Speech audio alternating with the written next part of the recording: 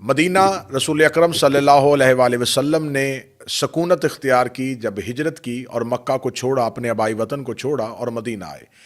مدینہ کو سرکار رسالت مآب صلی اللہ علیہ وآلہ وسلم نے پہلی اسلامی فلاحی ریاست کے طور پہ ایک معاشرے کی تشکیل دی۔ یہ وہی مدینہ تھا جسے امن کی جگہ قرار دیا گیا، یہ وہی مدینہ تھا جسے رسول نے اپنے دور میں پسے ہوئے لوگوں کا، جن کا معاشی استحصال ہو گیا تھا، انہیں عزت کے ساتھ زندگی دی اور پھر اسلام جو ہے وہ پھیلنا شروع ہوا۔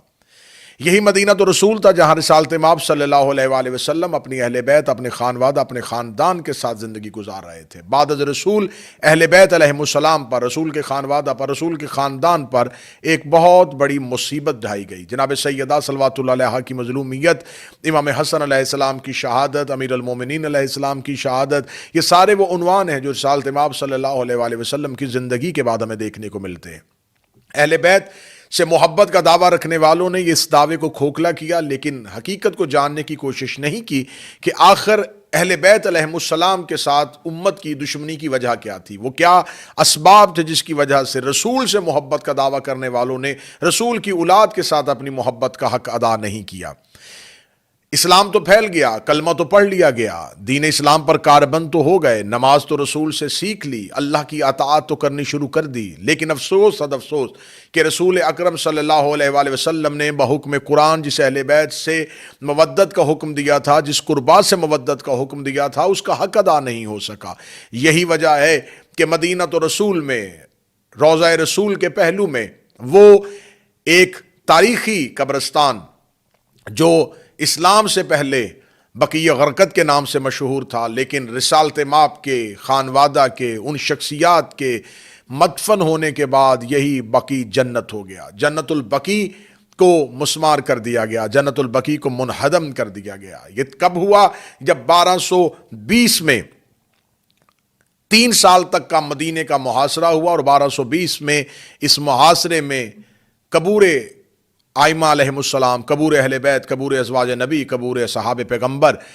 ان کو منہدم کر دیا گیا۔ لیکن پھر 1227 کو جب دوبارہ عثمانی سلطنت یہاں پر قابض ہوئے اور ان کے 30ویں امیر محمود دوم نے یہاں پر آ کے جنت البقیع کی تعمیر کا دوبارہ آغاز کیا، اور 1234 میں پھر یہ 1220 میں جن کو منہدم کر دیا گیا تھا، 1234 میں ان قبروں کو دوبارہ تعمیر کیا گیا۔ لیکن پھر ایسا ہوا کہ یہی سلسلہ آگے بڑھتا بڑھتا جب آگے گیا تو پھر 1344 8 شوال المکرم 21 اپریل 1925 کو مختلف مفتیوں اور محمد بن عبد الوہاب نجدی کے فتوے کے بعد قبور آئمہ، قبور اہل بیت علیہم السلام کو دوبارہ منہدم کر دیا گیا، ان کو دوبارہ مسمار کر دیا گیا۔ ایک ایسا شرعی فتویٰ کی آڑ، ایسے ہی وہ فتوے تھے جنہوں نے 61 ہجری میں قتل حسین کو جائز قرار دیا تھا، یہی وہ فتوے تھے جنہوں نے یزید کی حکمرانی کو ثابت کیا تھا، یہی وہ فتوے تھے جنہوں نے خانہ کعبہ کے غلاف کو آگ لگا دی تھی، اور یہی وہ فتوے تھے جنہوں نے مدینہ تو رسول کو پھر ان کی حرمت کو پامال کیا گیا تھا۔ ایسے ہی فتووں نے پھر دوبارہ جناب سیدہ صلوات اللہ علیہا، خانواد اہل بیت، آئمہ اربعہ اور رسول کی ازواج مطہرات کے قبروں کو منہدم کر دیا گیا۔ میرا سوال ہے امت مسلمہ سے، جیسا کہ آج 2024 میں فلسطین میں مسلمانوں پہ ظلم ہو رہا ہے، اور پوری دنیا کے رہنے والے مسلمان جو ہیں وہ سراپا احتجاج ہیں کہ فلسطین کے لوگوں پر مظالم ڈھائے جا رہے ہیں، فلسطین کے لوگوں کو اپنی ظالمانہ روش کا شکار کیا جا رہا ہے۔ آج پوری دنیا میں رہنے والے مسلمان سراپا احتجاج ہیں۔ ہم کیوں احتجاج کر رہے ہیں؟ ہم کس وجہ سے احتجاج کر رہے ہیں؟ ہمارا احتجاج کیا ہے؟ ہمارا احتجاج یہ ہے کہ فلسطین جو ہے وہ ارض انبیاء ہے، وہاں پر مسجد اقصیٰ ہے، اور یہودی یہ چاہتے ہیں، صہیونی یہ چاہتے ہیں کہ اس مسجد اقصیٰ کو گرا دیں۔ آج مسجد اقصیٰ کو گرانے کا خدشہ تو احتجاج کروا رہا ہے، لیکن جن قبروں کو گرا دیا گیا، جن کو منہدم کر دیا گیا، افسوس صد افسوس کہ جس سرزمین پر یہ کہہ کے قبور اہل بیت علیہم السلام کو گرایا گیا کہ اسلام میں قبروں پہ عمارت بنانے کی اجازت نہیں ہے، اسی سرزمین پر پھر تاریخ انسانیت نے حالات حاضرہ میں وہ دور بھی دیکھا کہ یہاں پر مندروں کی افتتاح کیے گئے، یہاں پر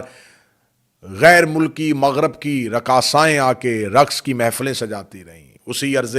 پاک کو، اسی حجاز مقدس کو جہاں سیدہ صلوات اللہ علیہا کا نام لینے کی اجازت نہیں تھی، جہاں اہل بیت کا نام لینے کی اجازت نہیں تھی، وہاں پر دنیا کا کون سا ایسا گھنونا فعل ہے جو وہاں پر نہ ہوا۔ آج ہم سراپا احتجاج ہیں اس عنوان کے ساتھ کہ ایک جھوٹے فتوے کی آڑ لے کر اہل بیت علیہم السلام کے قبور کو گرایا گیا۔ آج جو اہل سنت برادران ہم سے سوال کرتے ہیں کہ ایسا کیسے ہو سکتا ہے کہ مدینہ رسول کا ہو اور رسول کے گھر کو آگ لگا دی جائے، ایسا کیسے ہو سکتا ہے کہ مدینہ نبی کا ہو، رسول کے گھر کی دیواروں کو گرا دیا جائے، تو آئیے دیکھیے ایسا ہی ہو رہا ہے کہ آج بھی اسلام ہے اور مدینہ وہی ہے، لیکن اہل بیت علیہم السلام کی قبروں پر کوئی چراغ روشن نہیں کیا جا رہا، ان کی قبروں کو منہدم کیا جا رہا ہے، جبکہ تھوڑے سے فاصلے پر رسول اکرم صلی اللہ علیہ وآلہ وسلم کی وہ پاک قبر جو آج بھی مسلمانوں کے لیے مشعل راہ ہے، جو اللہ کی بارگاہ میں پہنچنے کا بہترین وسیلہ تھے، وہاں دعا کے ہاتھ اٹھانے کی اجازت نہیں ہے۔ مکہ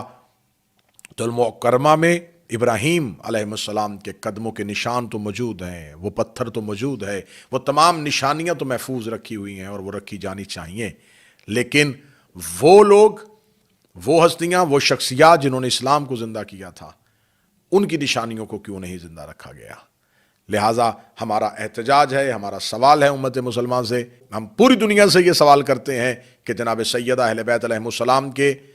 قبور کو جو گرایا گیا اس کی وجہ کیا تھی؟ ان کو دوبارہ تعمیر کیا جائے، جنت البقیع کو دوبارہ تعمیر کیا جائے، روضہ سیدہ کو دوبارہ بنایا جائے، آئمہ کے روضوں کو دوبارہ بنایا جائے، اور صرف وہاں پر شیعوں کے آئمہ کی نہیں، وہاں پر 70,000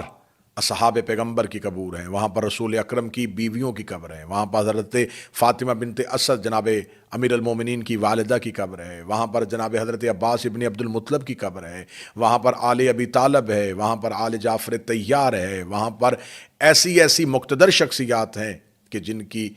تاریخوں میں نظیر نہیں ملتی اور مثال نہیں ملتی۔ خداوند متعال ہمیں اہل بیت علیہ السلام سے محبت اور اہل بیت کے دشمنوں سے نفرت کا سلیقہ عطا فرمائے۔ السلام علیکم یا علی علیہ السلام۔